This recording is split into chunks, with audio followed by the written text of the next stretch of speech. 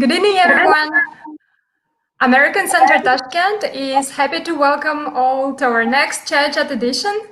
My name is Gulshan, and I'm so excited to introduce our speaker, Public Affairs Officer at U.S. Embassy Tashkent, Alexis Sullivan. Hi, Alexis.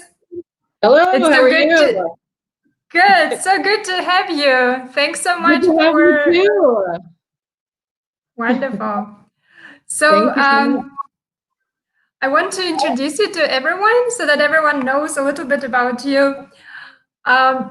Alexis became a U.S. diplomat after completing her undergraduate studies at the College of William and Mary, the second oldest university in the United States. She's originally from Colorado, enjoys playing soccer, skiing, and recently arrived to Tashkent with her husband, son, and daughter. And Alexis has a huge experience with Model United Nations, and she was doing it all throughout her college years, and she became a 3-time World MUN champion.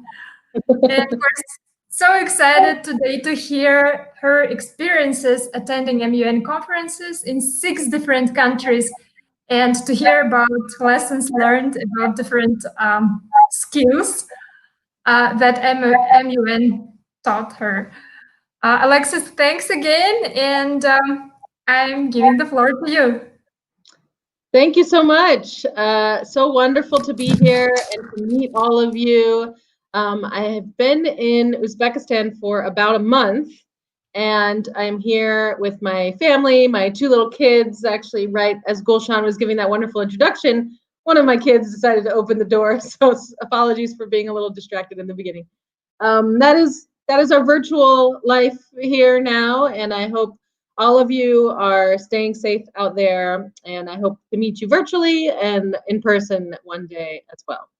But yes, as Gulshan said, I am the new Public Affairs Officer, so I first wanted to tell you a little bit about that role and then get into my experiences with Model United Nations. So the Public Affairs Officer of the Embassy handles all of our educational, cultural, and press outreach from the U.S. Embassy. So, for example, a lot of what we're doing now in Uzbekistan is teaching teachers and students English. That is one of our big priorities.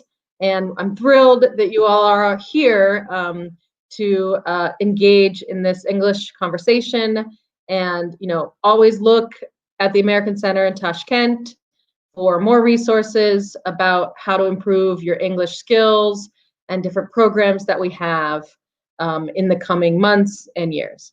So that is a little bit about what I do at the embassy. And now I wanted to go into a little presentation about myself. So before Gulshan starts my presentation, I want to give you just a history of me. I am from, as Gulshan said, I'm from Highlands Ranch, Colorado. That's the very center of the United States. And I grew up there my whole life. And I never heard of Model United Nations. My high school and middle school never had any of those programs. So it wasn't until I went to college that I learned about Model United Nations. And the way I learned about it was because when I arrived on campus at the university, I went to the College of William and Mary in Virginia. It's as I think Gulshan mentioned, it's the second oldest university in the United States. Harvard is the first, but William and Mary is the second. And it is always ranked as the best public Ivy League school. So it's a public school, but it's of the caliber of Ivy League schools. So I highly recommend, if any of you looking into universities, definitely have a look at my alma mater. But when I arrived on campus, I think first or second day, they had an activity fair. Come check out all the activities that are happening at the college. And so when I was at the an advertisement for the activity fair was a flyer that said, "Do you want to represent your college and travel the world?" And I said, sure, that sounds pretty fun. Not knowing what per se Model United Nations was. So I went and joined the William and Mary International Relations Club, and sort of the rest is history. And I'll show you some photos of my career as well as some photos from my Model United Nations participation. But overall, I think a lot of people have these stories of just serendipitous. I saw that flyer and I was interested and I showed up to the meetings. So as you all go through your life and go in high school and college and or into jobs, if something piques your interest, pursue it. See what more you can do. And for example, if there's no Model United Nations at your high school or your university, start one, and see what happens. So with that, I think I'll ask Gulshan to start my presentation. All right. So there we are. That's official, U.S. diplomat, public affairs officer. And now I wanted to give a little more background of me. This is the start of my professional career. So that was when I was a sophomore in college. So that means second year of university. I applied for and received an internship at the U.S. State Department. So that was me at my internship on the 5th floor of the headquarters in Washington. And people joked that it would be 10 years until I got another window office. I was very lucky as an intern. But I interned for the U.S. mission to the Organization of American States. So I had studied Latin American history and Latin American international relations. And so that organization is a collection of Latin American countries that work together, kind of similar to the United Nations, but on regional issues. And so that internship started my professional career, which I will show you a few more photos to give a picture of. And then we'll go back to sort of where international relations piqued my interest. So this was my internship. And then next, one moment. Next, this is little old me, young me, 15 years ago. This was when the first day that I joined the U.S. Foreign Service. And so I'm still learning the procedures here, how one pursues an international relations career. But in the United States, we have a nationwide exam that anyone can take, certain age group. And I was very lucky that I took the exam and I got in, and I was able to pursue my number one goal of working in international relations. And so, I feel that this picture and this start to my career was directly related to experiences that I have had in Model United Nations, all the way down to the little name tag you can see on me that first day. So a little bit more about my career. So this was my very first posting. I was posted to Colombo, Sri Lanka. And it was very interesting because I came into the Foreign Service, again, with this background in Latin American studies, and I spoke Spanish. And I thought for sure, they would send me to Spanish-speaking country first. They have subsequently, but in the beginning, I got selected for Colombo, Sri Lanka, and it just was so far away from the United States, and I was thrilled for that experience. And so this is just a little flavor of some of the outreach we did, obviously to orphanages, and then doing some tourist activities as well. So a really great first posting to Colombo, Sri Lanka, and that also began my career trajectory in this particular region of South and Central Asia. So I'll go on to my next post. And next, the dream continued. And as you can see on the left, I actually served at our US mission to the UN in New York. So in between my first and second postings, I got the opportunity to go for the UN General Assembly. And when we were there, I was able to negotiate a few resolutions. I covered the Economic and Social Council, and we prepared for high-level visitors that come to the UN, such as the president at the time, George Bush. So that, you know, kind of was a peak moment from the line between Model United Nations, and here I am at our US mission working there. Next, I went to Moscow and, you know, attempted my first selfie there before selfies were big. But on the left is the ambassador's residence in Moscow for our Independence Day celebration that we do every year. And then also on the right is when we also were preparing for high-level visits, such as from then President Obama. Another one of my postings was in Pakistan. And that was a wonderful opportunity because it was the first time I was able to work I was doing more general jobs to learn, you know, the wide range of our responsibilities, but my career track, my goals, what I'm doing now is public diplomacy. And so when I was in Pakistan, that was my first big public diplomacy job. And this picture you see here is a group of Pakistani participants in one of our exchange programs. So we send many Pakistanis to the US every year. And on this program, we send you know, nearly 100 high school students to the United States.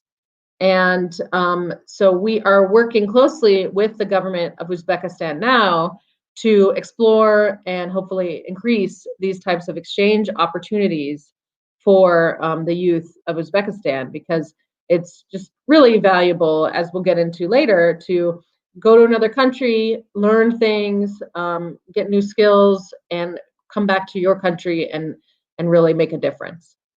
So that was one of my photos from Pakistan. And also in Pakistan, I played soccer. So you can see they had a championship soccer team, and I grew up playing soccer, so I was able to help them be a coach, and that was another great experience. And also I helped at our consulate in Peshawar. So I did a lot of online programs there, but that's just a little bit of a intro there. And next, I served in San Jose, Costa Rica. So these are pictures from me during a tour. Let me back up. This is pictures of me from when our U.S. military came with humanitarian assistance. This area of Costa Rica, you know, which is in Central America, this particular area, as you can see, is very mountainous and remote. So there was no way for supplies and especially hospital equipment and doctors to get to these areas. And so working with the embassy team and our U.S. military partners and Costa Rican military partners, we were able to bring a hospital to this remote area. And I was able to join and be a part of that mission. So that was another positive example. Okay, now, after all that kind of introduction and you get to know me and my career and sort of what Model UN led to, now I want to talk about Model UN itself. So, you know, this is kind of was the peak of these photos, was the peak of my Model United Nations participation, because what any institution can put on a Model United Nations conference, and it can be as small as one committee with 10 people, or it can be as large as what you're seeing here, the World Model UN Conference that is hosted every year by Harvard and a host nation institution. And all the way up to, there have been conferences with 2,000 students and university level or high school level attending, with maybe 30 committees. So, you know, sort of the sky's the limit on organizing it. And, you know, I think it becomes something challenging because there not only is learning a lot of the skills in place that we'll get to in a moment, but it also is a competition. And so for those of you competition inclined or achievement inclined, you know, there's awards for best delegate and you know, best team and best you know, university for the whole conference. So this is some examples of my college group. And so again, we were the William & Mary was my institution. And so we won the Harvard World Conference in 2004. And then the picture on the right is when we went to Montreal. And for their winning delegation, they actually got permission from the UN and give out one of the UN Peacekeeper blue helmets. So those are, you know, two of the highlights of my Model United Nations career. And one moment. So yeah, this is an example. This is my team that went to Montreal and won. And you know, there's kind of me in the middle with the gavel. Again, sort of part of Model UN is if you are lucky enough, you can you know, get these sort of little awards. But when I talk about the skills and things I look back on that were very useful for me for Model United Nations, number one, I want to start out with the friends and colleagues that you get to know as part of Model United Nations. So this picture is one of our WorldMUN, World Model UN teams, and every single one of those people, you know, now 15 plus years later, I am still in touch with. And we've all branched off and done our own careers, etc. But you know, that is part of my network. And likewise, conferences that I've went to and met people from all over the world and different universities, I keep in touch with a lot of them as well. And you know, it's even easier to do that these days, but that is one thing I wanted to pass along of, you know, what is really one of the defining features and interesting things about Model United Nations is, you know, the friends and colleagues that you not only, you know, participate with, but because it's a very sort of intense debate experience, you really get to know them well. And you learn and strengthen your own team building skills, and you resolve problems and all of those types of things as a group. So that is one of the most important, you know, things that I took away from Model United Nations. The next thing that I took away, and again, it goes back to that flyer that I saw on the very first day on campus, was travel. So this is a picture of me when we went to one of the world conferences in Germany. So I got to do a few days sightseeing in Berlin, and I'd never been. Before I should share, I'm from Colorado, and before I went to college, I'd never left the United States. And I think that's very common, not just in the United States, but perhaps also in other countries in the world, that not often do you get to travel outside of your home country until perhaps you get to the university level. And so same with me, I had never traveled abroad, and my first trip abroad was my freshman year to the World Conference that particular year. So every time I went to a new country as part of Model UN, and I went to 6 different countries. It was a new great experience. And one thing as part of traveling, and also an important thing if you are thinking of doing your own Model United Nations, or if you already have a conference in place, is one of the ways that Model United Nations builds a network, and you're able to go to, travel to other conferences, is that oftentimes the institution will host a conference. And for each participant, there is a small participant fee. And that covers all the supplies and whatnot. But everyone's volunteering to be there. And what it really does with that participant fee is it helps your team then go to these international conferences, or to participate, reciprocity. If a school comes to your conference, then you'd like to go to theirs. And so it helps you be able to do that and have that kind of usually very small funding to make that happen. And so travel was obviously a great benefit, and you learn so much from traveling. So we can also, with questions, we can talk all about other things with traveling. Just by chance, I spent a year abroad outside the United States as part of my undergraduate degree.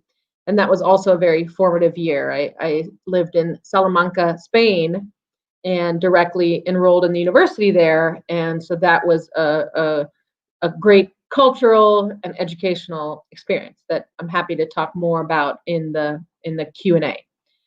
So again, skills, things to take away from Model UN: friendships, colleagues, working as a team, and travel. Opening your eyes, getting those opportunities to travel.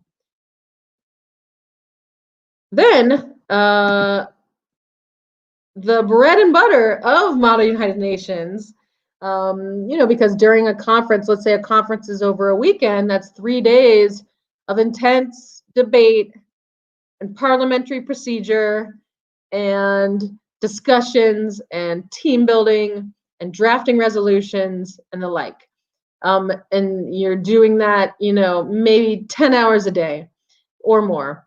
And so that is the bread and butter, like I said, of Model United Nations. This is a picture of me directing a dais. That's the parliamentary procedure word for the, chairing a committee, for being in charge of the committee. So you have the gavel, and you're making sure that people are following, procedures that have been set out. And so if you've ever been able to do debate or even Model United Nations, it's a system to learn, parliamentary procedure, and when to talk and when to volunteer, when to try to make resolutions together with other teams representing countries. But overall, I think the skills that you learn in Model United Nations can be applicable to almost any profession that you go into later. Why is that? Because in addition to the team building, like I said, that any job you're going to do, you're going to have to work as part of a team. But also, it's very important, and it takes practice to publicly speak. Even now, me, been practicing this a lot, and I still have things to improve on. So it just takes practice. And this Model United Nations structure is a pretty low risk, environment for you to get up and tell your opinions. Now, hopefully they are well-researched opinions according to the country you might represent. But otherwise, it's just important that you have 30 seconds to talk, and you have to try to come up with something persuasive in those 30 seconds. So public speaking was definitely one skill set that I appreciated. And I talked about researching. So the overall structure of a Model United Nations conference is participants are assigned a country because it's the United Nations. We want all the countries to be represented, as many as possible. And they're also assigned a committee. And usually those committees are modeled on United Nations committees, like I said, economic and social issues, the Security Council, of course, but also different conferences can have different, maybe regional committees. And like I mentioned, I interned at the Organization of American States. Well, when I did Model United Nations, I also was a participant on that committee. So it depends on if you're going to a conference, what they've decided, or likewise, if you're putting on a conference, you can control and pick, whatever committee you want to have. Now, so you've got everyone's assigned a country and they're assigned a committee. And usually that committee talks about one or two topics. And these are usually topics that are, global issues relevant for every country, whether it's climate change or poverty reduction or, general, sometimes the Security Council has like a crisis, that like the pandemic could be a topic that people would debate how to address it. So, so those are the basic elements of Model UN. And so when you are working as part of a country team, i.e. you have been assigned a country and you are working, you want to research your country's position on the topic. You don't want to go in and if you're representing some country that doesn't agree with the policy, that you don't know that and you start agreeing with the policy. That wouldn't be in line with kind of the spirit of Model United Nations. You want to represent your country. And so, a lot of people like to represent their own country. So, you could represent Uzbekistan, of course. But, every country needs to be representative. So you could represent the United States. You could even contact the U.S. Embassy if you need research assistance for that. And or any of the countries, obviously. So once you research and you know your country's position, then comes debate, and they start. The dais, like I said, that photo starts calling on people to make initial statements about the topic, and then you start getting to a point where you want to draft a resolution. So this is modeled on UN resolutions, which the UN headquarters does every day. And some of them are binding and some of them are not. But what resolutions are, UN resolutions, are important documents to show countries' opinions about a particular international crisis or international issue. And so as a delegate to a Model United Nations conference, you want to have a very strong resolution that you've partnered with as many countries as possible. And the partnership shows how persuasive you are as a negotiator. So in addition to team building and public skills and research, really negotiation becomes the next important skill in Model United Nations. Because you have an idea, or you've made a small group that thinks that you have a good idea on how to address a particular topic, but now you want to convince the 100 other delegates that it is an important topic. So that's where the real like meat of a Model United Nations conference happens. You debate, like in this photo, where there's list of who wants to talk next on the board, or you go into what's called an unmoderated caucus, which is a fancy word for a little group meeting, informal meeting. And so in that, you're standing up, you're sharing your resolutions with people, you're drafting, all sort of things that help you as a group come together to put the best idea forward. And then finally, the conference ends with voting on the best resolution. Each group presents them. Maybe there's edits to them, amendments we would call, and then they go forth and vote on them. So that will end your committee experience. And then, like I said in the beginning, part of Model United Nations is that it is a competition. And so the chair people of the committee, they decide which delegates should be considered best delegates or honorable mention delegates, etc.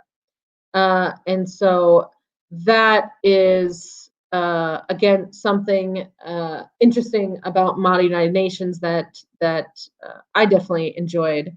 And in addition to that, teams from either the high school they're from or the university they're from, teams can get team awards as well.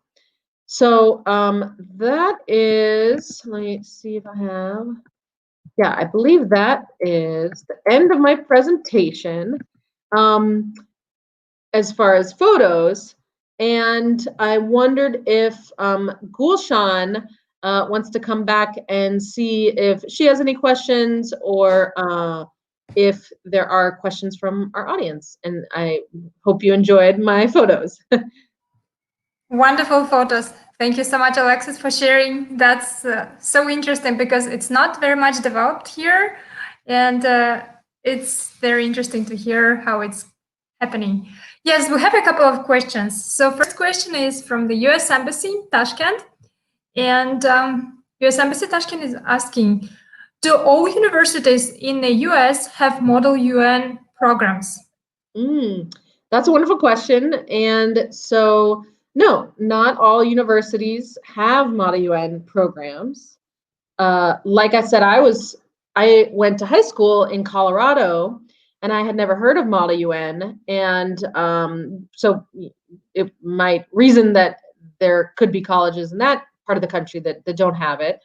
I then went to college on the eastern coast of the US, and there were quite a lot of universities that had it there. It oftentimes is easy to do research, and you can see if they have an international relations club, if they have a Model United Nations team. Oftentimes big conferences will have a list of their universities that participated.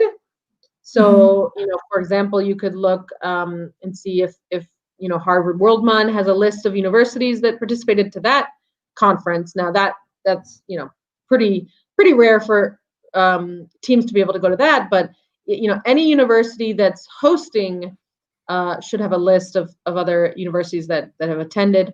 And likewise, if you go to a university in the US or really anywhere and they don't have it, it is fun and interesting to start your own Model UN program.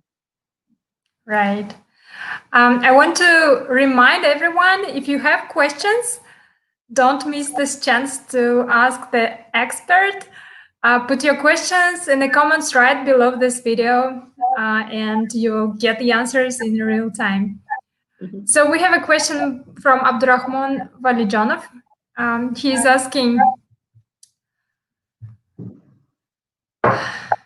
it's a long question, I just want to make it short.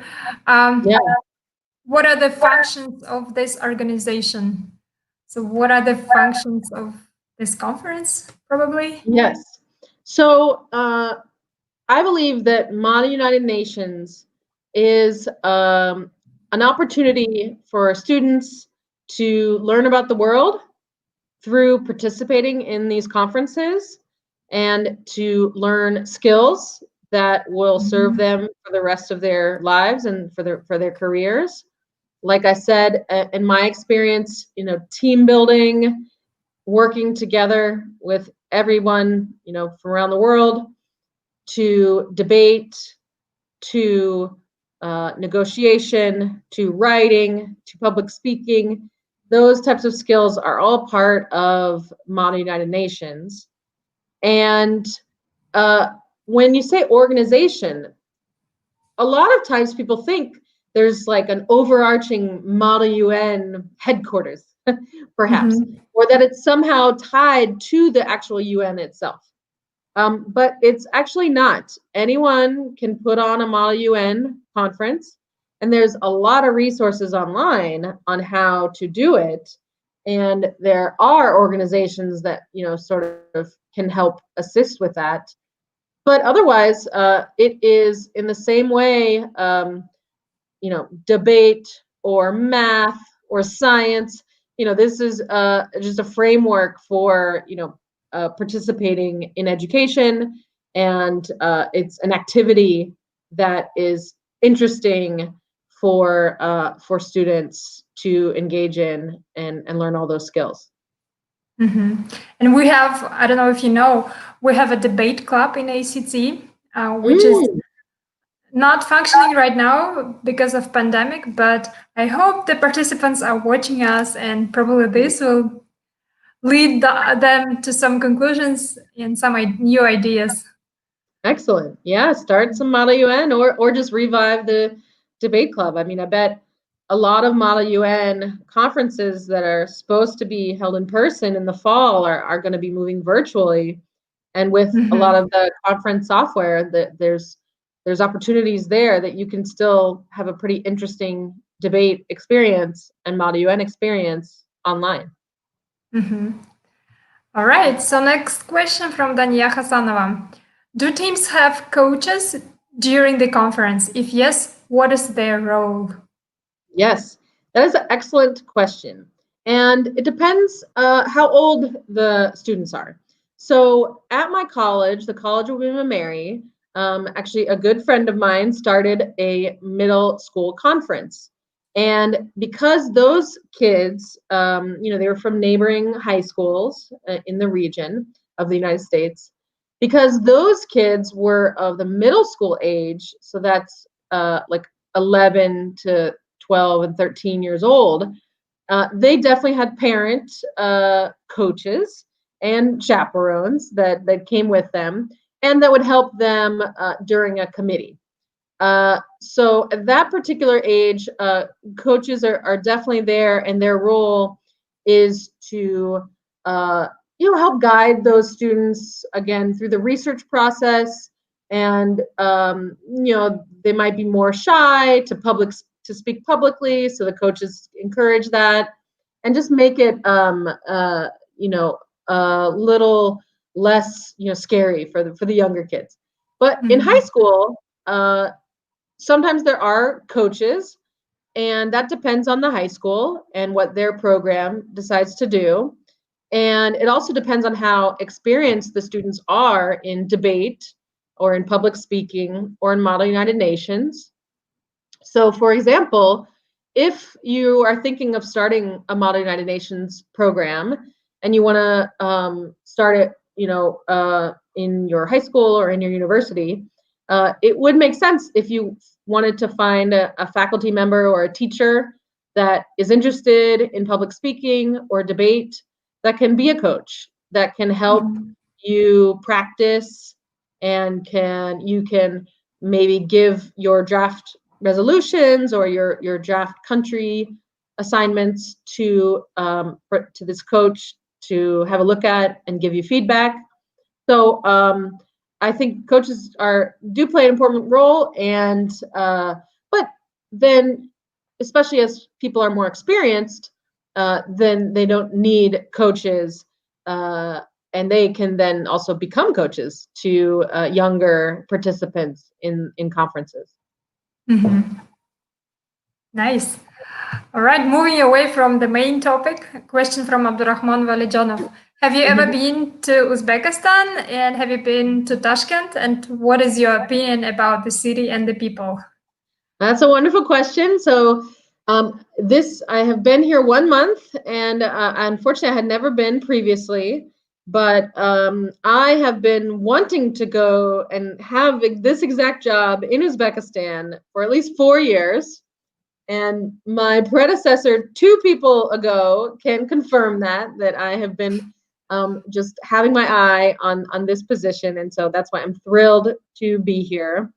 And, part of that question is, what opinions do you have of the city and the people?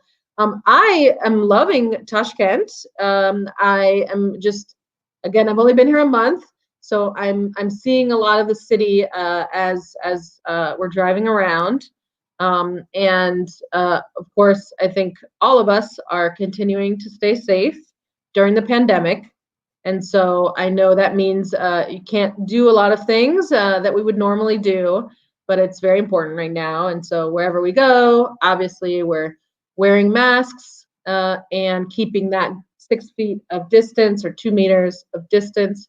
So just, encourage that. But the people as well are so nice. And, Gulshan knows that I have really been welcomed by everyone in the embassy. And that has been so important to me and my family. And I can't wait to meet more of you all virtually and hopefully in person to get to know you all better. And really, I am thrilled to be here, and I'm going to really enjoy my time here in Uzbekistan. Thank you. U.S. Embassy Tashkent is asking, are MUN conferences always conducted in English? That's a good question. No, they do not have to be conducted in English. And in fact, I went to a conference that was done in Spanish because I speak Spanish from my college studies and whatnot. And so it can be in whatever language you want. So it can be in Uzbek, it can be in Russian, it can be in English, it can be in any language that you want. And so that's really up to the organizer. Like I said, it's the benefit of this type of program is, like I said in the beginning, you can have one committee with 10 participants, and it's still going to be useful to get at those skills of team building, public speaking, negotiating, etc. All right. Do you have to be registered as a team somewhere on an official website to start participating in MUN? No, you do not. Like I said, there's a lot of resources on the internet that will give you all the materials that you need for Model United Nations conferences. But you don't even need that. All you might need is some paper for the country names, and a chalkboard or a whiteboard with listing, the order of the speakers. That and perhaps a table, or in this virtual world, a virtual platform. So nope, there's no overseeing organization that gives permits for Model UN or anything like that. It is it's, if you think of it perhaps as, a game like soccer, football, we would say, like there's no organization that allows you to, kick the ball around in the street like you can do it, right. or go to a soccer field and play. So that's, the Model UN is the sport, it's the thing that you're doing, and it's up to you to decide how you want to do it. That's a very good parallel, so people understand. So, question from Abdurrahman Valijanov. He's asking if there are any debate clubs or any English courses at American consuls in Tashkent to learn and improve English. If so, how can I attend to them? And please give me some information about it. American Center Tashkent does have a lot of programs. Yeah. Do you want to talk about it? Well, first I will say, and then I will pick it to you because you know them all as the director.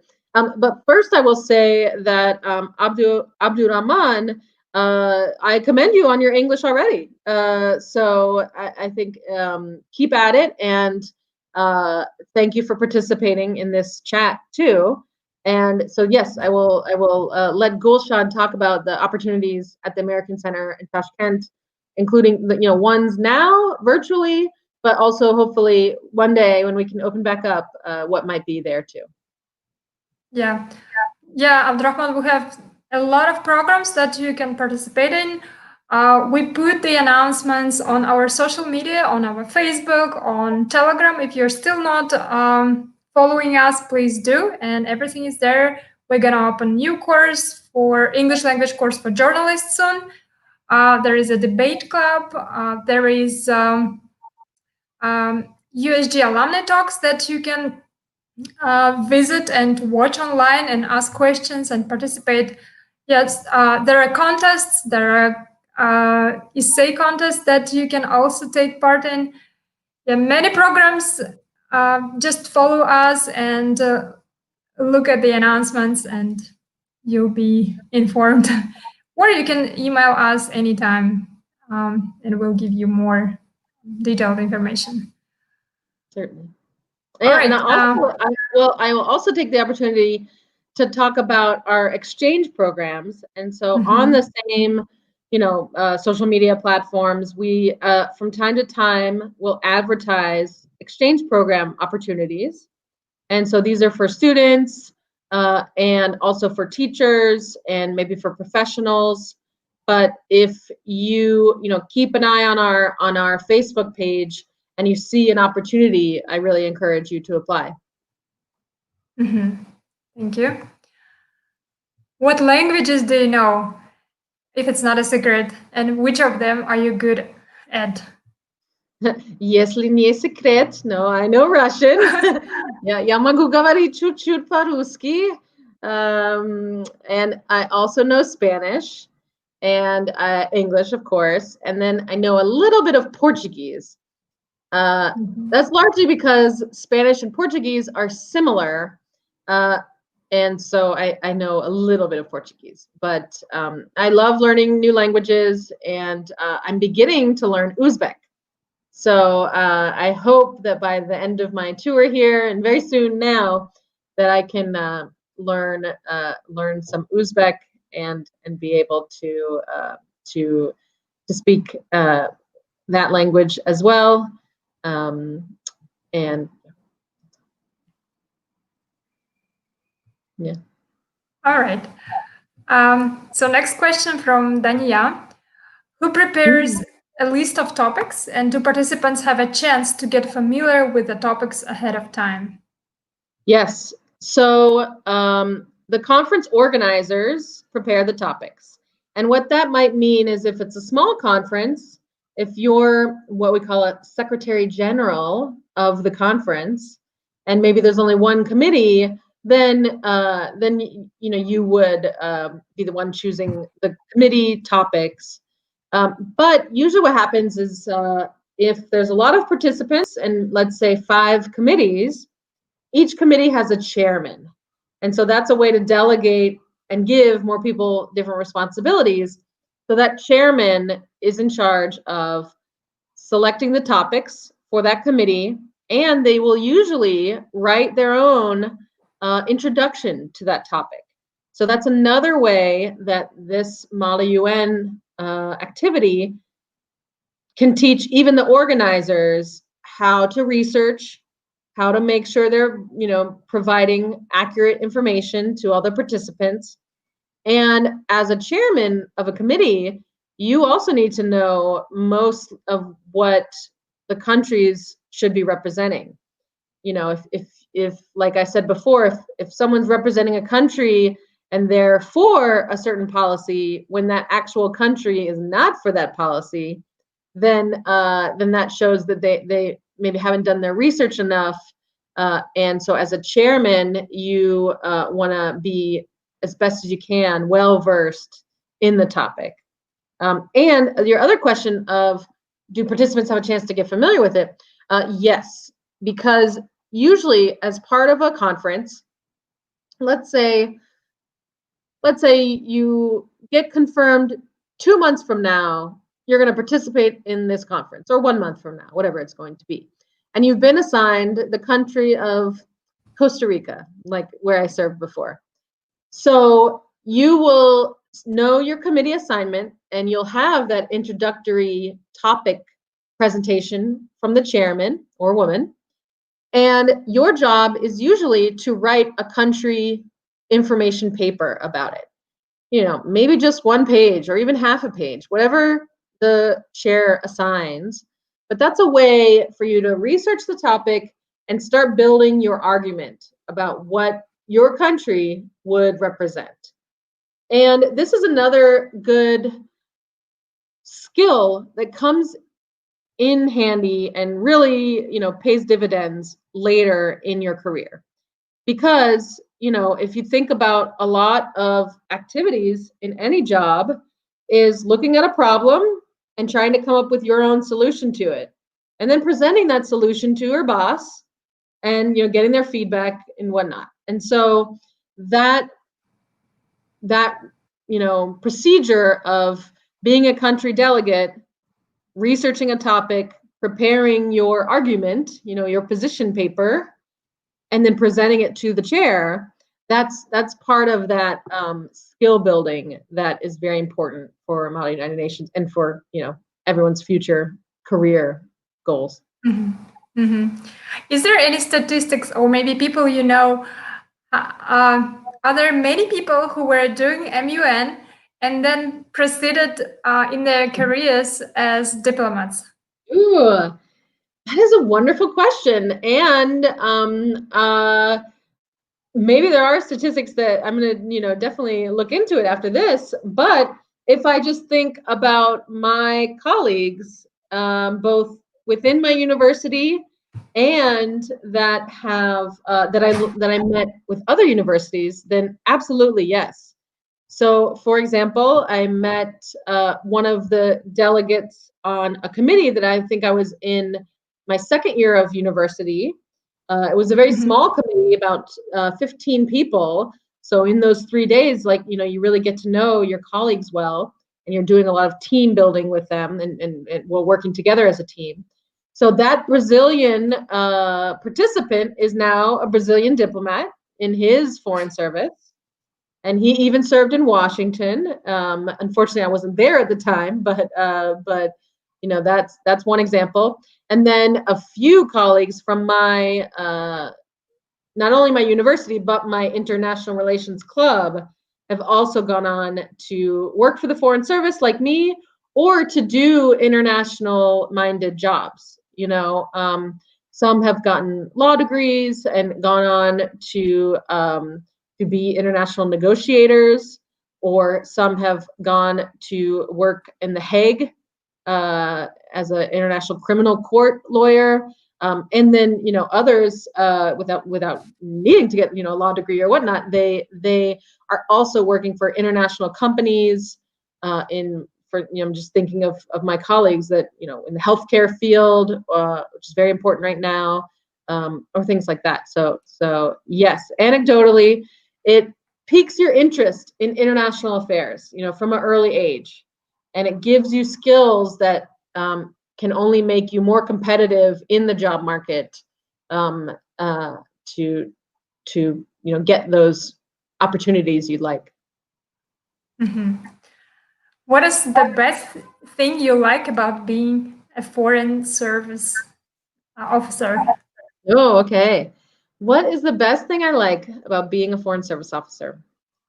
I really do believe in the value of exchanges.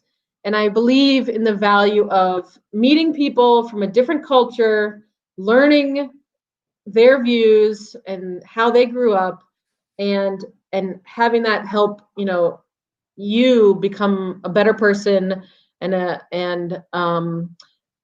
So I will tell a story. I think we have a few minutes left. Kind of Model UN, and this is a good way to end it. So Model UN was the big reason why I'm in the Foreign Service, and it's not just because of all the skills that I learned, and like I said, the team building and the friendship and negotiation and all those, and travel, but it's because my second year in undergrad, I went to Harvard's World Conference in Brazil. It was being held in Belo Horizonte, Brazil.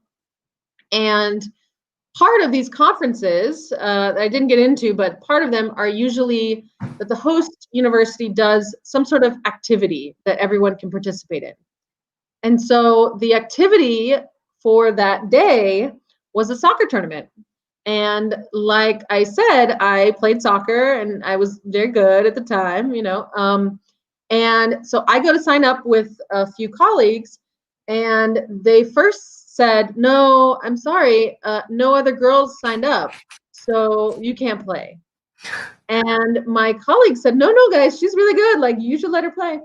And so they said, oh, we can't do anything. I don't know. And then 5 minutes later, they're running after me, and they said, we just changed our mind. We want you to play. We want you to play for Brazil. And so that day, I started for the Brazil soccer team. I scored a goal. I was interviewed by Brazilian television. You know, I just had like this, you know, like amazing personal, like, wow, fun experience.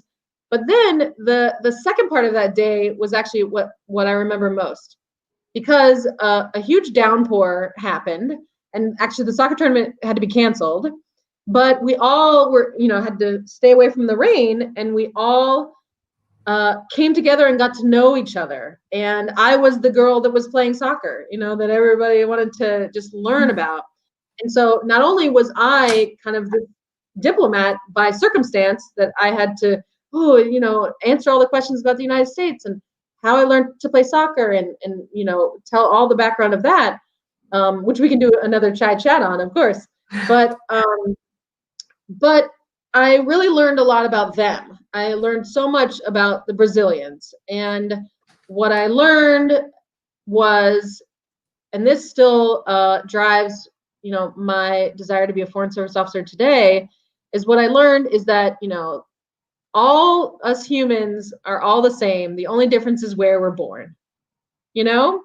And we all want the best for our kids, and we all want to do interesting things and work in our life. And, you know, what I feel and what brings me joy is trying to take my perspective and what I've learned, and working with, you know, my government's goals, find those mutual goals, like, you know, economic development, English training here in Uzbekistan, increasing opportunities, studying, exchanges, you know, finding all those things that we can work together on to really make a difference in everyone's lives.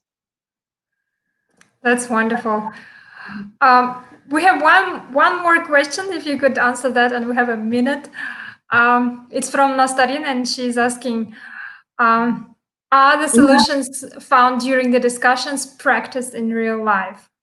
That is a wonderful question. And what happens for many conferences is that they take the resolutions that, like, you know, passed, like the winning resolutions, but the ones that the committee approved, and they will send those to members of the government all the way up to the actual Security Council. There is, I believe, at least one conference that has that agreement that they're going to send those to the UN Security Council. And, you know, Harvard's World Model UN Conference, every year, they often will have a very high-level speaker that also, after the conference, you know, will get, you know, with their office, the winning resolutions. And so I also would, you know, definitely want to research, you know, how much has been put into practice. But I do know that the ideas are always interesting, and give all the participants an excellent opportunity to, you know, to think beyond, you know, their particular, you know, university or high school, and think about, you know, what other countries' views are. So I encourage everyone to look further into Model United Nations, to let us know if you have other questions. And thank you, Gulshan, for hosting this today. Thanks so much, Alexis. And that's a perfect conclusion of the program.